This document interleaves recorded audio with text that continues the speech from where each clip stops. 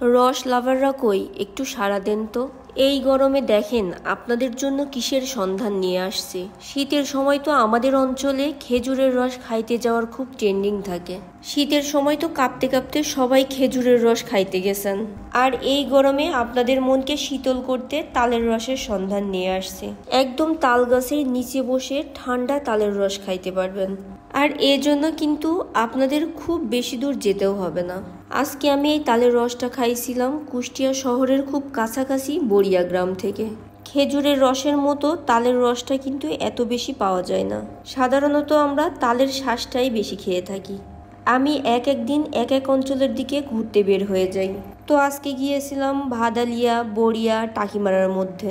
বড়িয়া Begum Hamida Siddique school and কলেজের পাশেই বটতলায় দেখলাম এক ভাই রস বিক্রি করছেন।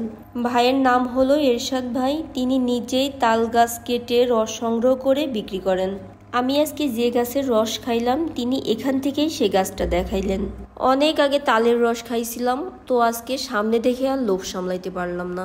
এরশাদ ভাইয়ের তালের রসটা খুবই মজার ছিল।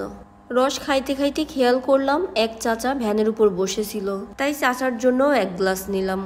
আপনারা রস খাইতে চাইলে বড়িয়ার এই বটতলায় চলে আসবেন। ভাইয়া সকাল থেকে রাত পর্যন্ত এখানেই থাকেন।